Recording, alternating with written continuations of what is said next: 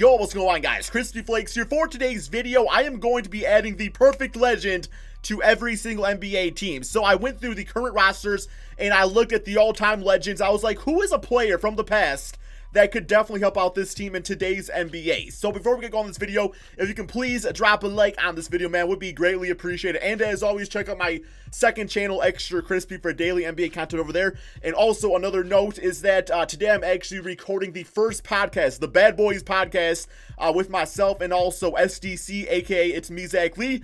So yeah, as soon as I have a link to that channel and that video and everything, I will definitely post it in my community tab or on my Twitter account at KrispyFlakes2K.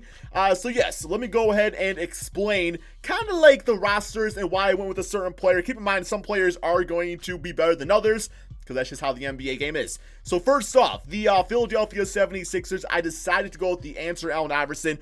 I feel like at times the 76ers kind of like a nice shot creator. A lot of these dudes, play off Ben Simmons to Joel Embiid, but just somebody who can give the ball to and be like, hey, go score as a basket. Last year was mostly Jimmy Butler, so I felt like Allen Iverson would be nice. The downfall of that is that I don't really know how Iverson and Ben Simmons would be able to play together all that much, but that more so comes down to, the ball is not in Ben Simmons' hands. He's playing amazing defense, like off the charts defensively, but offensively, it would kind of, be a little bit of a liability, but I don't know, man. We'll see how that would all go for them. Of course, if Allen Iverson has the ball in his hands, you get in a bucket regardless. For the Milwaukee Bucks, I decided to go with a prime Ray Allen. Yes, I thought Ray Allen, age 26, this dude's athleticism was great. Like, people thought he was just a three-point shooter.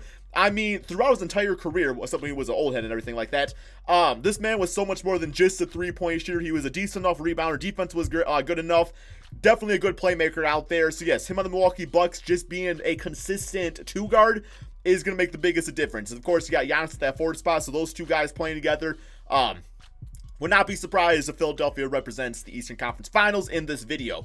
Next up, we have the Chicago Bulls. Decided to go with Derrick Rose. So mostly the ball is in Zach LaVine's hands, and that's fine and everything. I do question Zach LaVine's playmaking at times, but he is actually one of the best three-point shooters of the NBA. So I know if the ball was in Derrick Rose's hands, a prime D Rose, and Zach LaVine was actually playing off him, that is going to benefit Zach LaVine greatly and really this team, just because you have the natural point guard making the plays out there in Derrick Rose. One of the greatest of all times, man, the youngest MVP in NBA history. Next up, we got the Cleveland Cavaliers. I had to go with LeBron James. That's really the only chance this team has, is having the GOAT back. The GOAT of Cleveland, man. Is it the GOAT of all time, or do you think that's Michael Jordan? You guys let me know that in the comment section below. I ain't making that argument yet. That might be on the podcast. Might have to make that case on the podcast. But yes, so we got 9-9 overall, LeBron James. Boston Celtics, I decided to go with Bill Russell.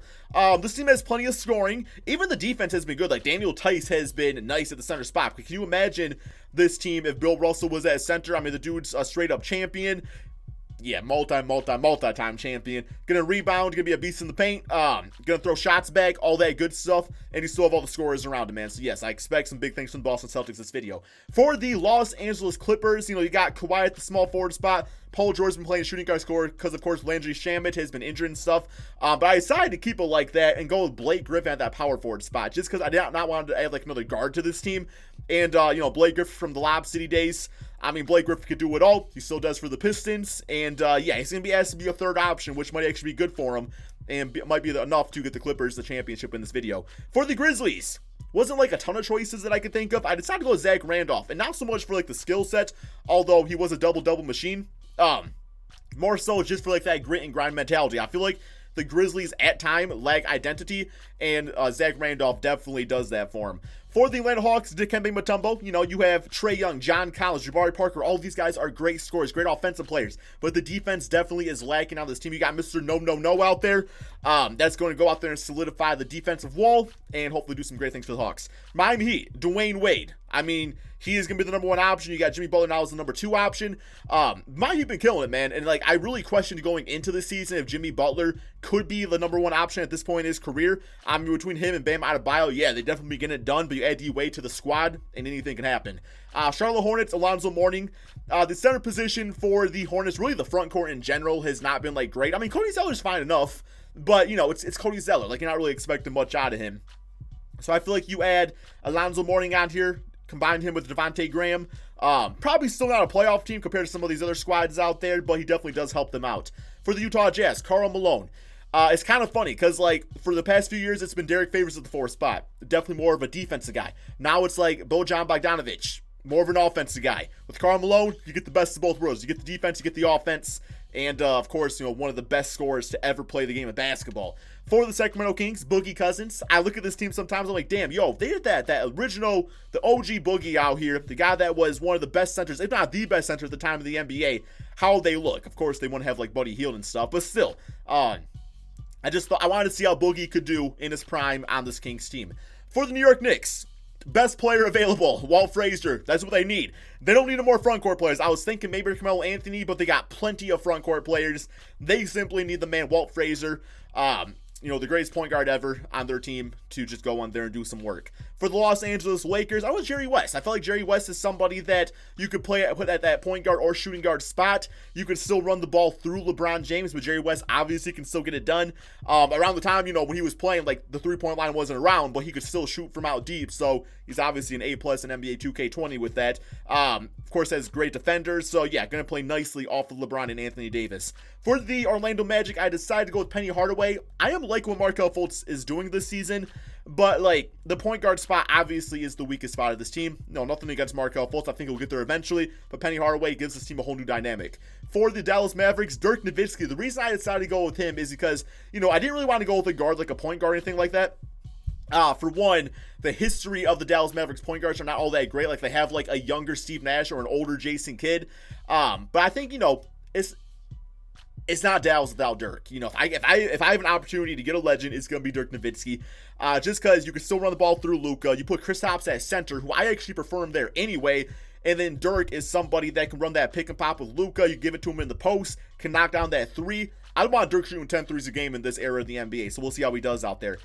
For the Brooklyn Nets, Kevin Durant, he's not really part of the team this season, let's be honest, so he's going to be on this one-year deal. Whoever made this roster made it like that, but that's how it's going to be. I actually went with Jason Kidd at point guard. I know that sounds weird because they have Kyrie at the point guard spot, but the big thing about Kyrie sometimes is that he focuses on his own offense, and sometimes the rest of the team gets lost in the shuffle. So I want Jason Kidd, one of the greatest leaders of all time, to go out there, run the point guard spot, and then Kyrie to focus solely on scoring this season. I'm very curious how that would run out there. So, yeah, obviously Kyrie can still handle the basketball, and J. Kidd, with his rebounding abilities and defense abilities, and even he became a really good shooter later on in his NBA career, could still play off Kyrie, if Kyrie wants to run the show at times. But, no, J. Kidd's there just to bring chemistry together. For the Denver Nuggets, I went with Carmelo Anthony. The small forward position really was like the weakest position out there. I guess maybe you could argue the shooting guard spot. There's definitely a lot of good shooting guards in the Denver Nuggets history. But yeah, Melo, him and Jokic could play together. That'd be interesting because, of course, Jokic being a great passer, maybe he can definitely, catch Melo on the cuts at times. I mean, Melo can be a ball stopper, but I would still hope that Jokic, who actually has been struggling a bit this season, might be able to pick things up if there's somebody out there focusing more on scoring. Indiana Pacers with Danny Granger. I was thinking Paul George, but I was like, yo, is it too soon yet? So I went with Danny Granger, purely an offensive player. So, yeah, I liked him a lot back in the day. For the Pelicans, Anthony Davis. Kind of the same case as, I forgot who the player was. DeMarcus Cousins on the Kings, where it's like, damn, I want to see this Pelicans team with Anthony Davis on it. I know a lot of these guys are here because of Anthony Davis, but still, I just really wanted to see that. For the Detroit Pistons, they have not hit a good small forward since Tayshaun Prince. Yeah, they have had that, like, Kyle Singler and guys like that, man. It's just not great. So, Grant Hill, of course, before his injuries, was one of the greatest players in the NBA. Could have went down as a top 5 player of all time. He really could have, man. Like, he was playing that good. So, we add him to the team, and he should fit in nicely with the rest of the squad. For the Toronto Raptors, Kawhi Leonard. They won a championship with them. He's back on the team. We'll see what he can do with them. Houston Rockets. Now, this team, looking at, like, the historical players, I couldn't really find, like, a ton of great fits. I didn't really want to go with, like, a point forward, like Tracy McGrady or anything like that. So I decided to go with Hakeem Olajuwon at that power forward spot. Because I know he's a center naturally, but I've actually put him in the forward spot because Clint Capella, I don't want to bench him or anything. But Clint Capella scores on the inside, rebounds the basketball, but he's not really going to take pressure off James Harden or Russell Westbrook like Olajuwon would. So, yes, Hakeem's going to be asked pretty much to go out there and score the basketball, see how he does, and kind of give more pressure on the inside, which is going to help out James Harden and Russell. For the Spurs, Tim Duncan. Hasn't been the same there without him. Hopefully he can bring back the winning ways. For the Phoenix Suns, Steve Nash, I mean, he's going to make everybody around him better. The Phoenix Suns already been playing pretty much good basketball. Like, I think they've slowed down a little bit, but Steve Nash is going to keep them, trending in that upward direction. I always call it the Steve Nash effect. He just makes everybody around him at least a tier or two better as players. OKC Thunder, Kevin Durant.